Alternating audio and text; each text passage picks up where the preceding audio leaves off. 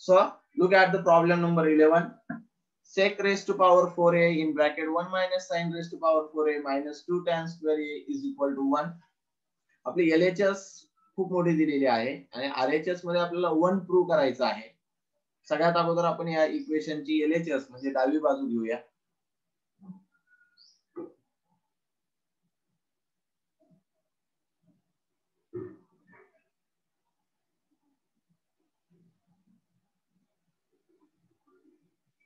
काय डावी बाजू आपली?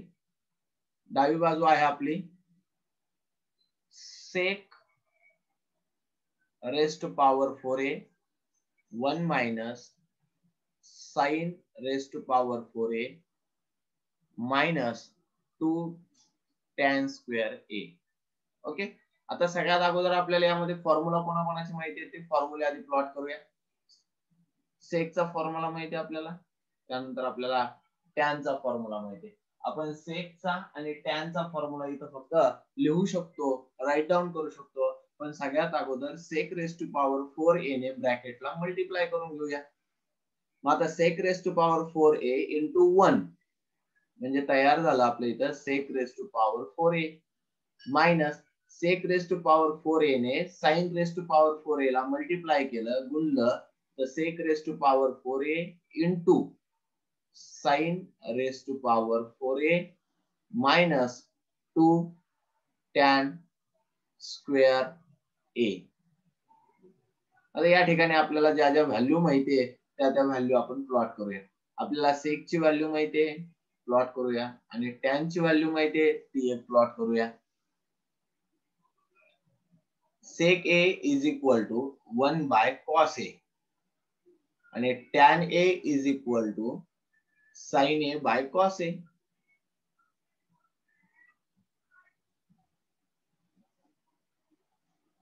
is equal to आता sec raised to power 4a आहे म्हणजे त्या ठिकाणी काय तयार झालं 1 by cos raised to power 4a minus 1 by sec raised to power 4a म्हणजे काय 1 by cos raised to power 4a into sin raised to power 4a minus 2 tan square a आहे म्हणजे या ठिकाणी तयार होईल आपलं sin square a by cos square a. Okay, so then पुढे काय करावं लागणार आता आपल्याला या ठिकाणी? आता 1 by cos raised to power 4a as it is minus आता ह्या 1 ने ह्या साइन ला मल्टिप्लाय केलं तर sin raised to power 4a by cos raised to power 4a minus 2 sin square a by cos square a is equal to आता या ठिकाणी काय झालं पुराणो, ह्या दोन जे टर्म्स आहेत या दोन टर्म्स डिनॉमिनेटर म्हणजे छेद सारखा आहे. मग आपण एकदा लिहून टाकूया काय या दोन्हीचा छेद cos raised to power 4a आहे. न्यूमरेटर किंवा अंश काय राहिला 1 by sin raised to power 4a minus 2 sin square a by cos square a. आता पुढे प्रॉब्लेम काय झाला, आता आपल्याला रेस टू पॉवर 4a चा फॉर्म्युला नाहीये. मग आपल्याकडे कोणते फॉर्म्युले आहेत तर आपल्याला स्क्वेअर चे फॉर्म्युले आहेत, म्हणून मी याला स्क्वेअर मध्ये कन्वर्ट करून घेतो. आता काय होईल 1 ऍज इट इज 1 चा स्क्वेअर केला तर 1च राहतो मायनस आता sign raise to power 4a आहे तर त्याला कन्वर्ट करतो मी sine square a bracket square by cos raised to power 4a minus 2 sin square a by cos square a. काय केलं यांना की sin raised to power 4a होता त्याला sin square चा स्क्वेअर केला म्हणजे पॉवर 4 तयार झाला.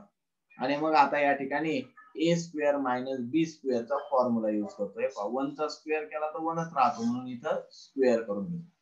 फॉर्म्युला लागू झाला या ठिकाणी अप्लाय झाला. a square minus b square, a square minus b square म्हणजे काय a square minus b square means a plus b a minus b म्हणजे 1 plus sine square a 1 minus sin square A by cos raised to power 4A cos raised to power 4A minus 2 sin square A by cos square A is equal to. आता यामध्ये आपल्याला जो formula non आहे तो formula पुन्हा एकदा त्याची value ठेवून देऊ. आता इथं 1 मायनस साइन स्क्वेअर ए आहे, त्याचा फॉर्म्युलाची व्हॅल्यू माहिती आहे आपल्याला. 1 minus sine square A is equal to cos square A. मग या ठिकाणी आपण आता काय ठेवूया, 1 प्लस साइन स्क्वेअर ए आणि हा 1 minus cos square A, 1 minus sine square ए च्या जागी आता आपण प्लॉट करूया कॉस स्क्वेअर ए.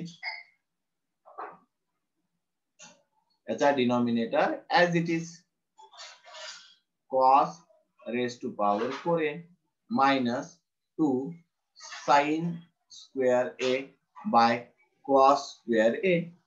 आता या ठिकाणी लक्ष द्या, याचा रेस टू पॉवर 4 आहे, याचा रेस टू पॉवर 2 आहे. कॅन्सल जर झाला तर न्यूमरेटरला राहील का डिनॉमिनेटरला राहील? करेक्ट.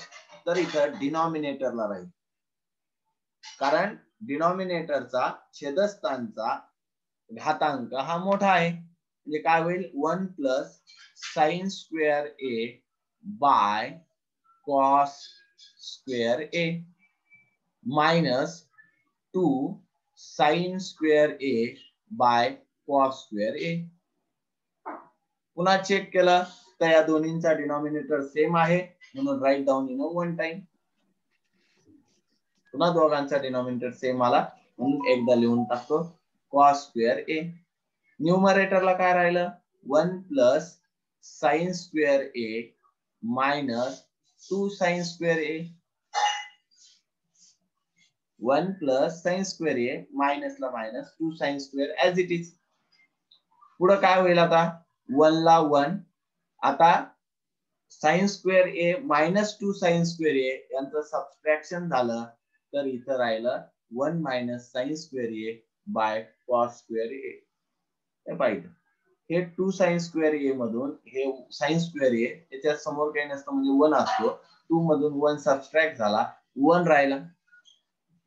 पुन्हा याचा फॉर्म्युला आपल्याला माहिती आहे, 1 आताच आपण राईट डाऊन केला होता. 1 minus sine square A means 1 minus sine square A means cos square ए.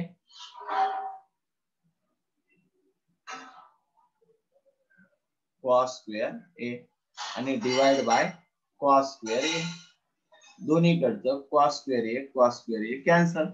इथं राहिलं 1 म्हणजे आली आपली RHS म्हणजे उजवी बाजू.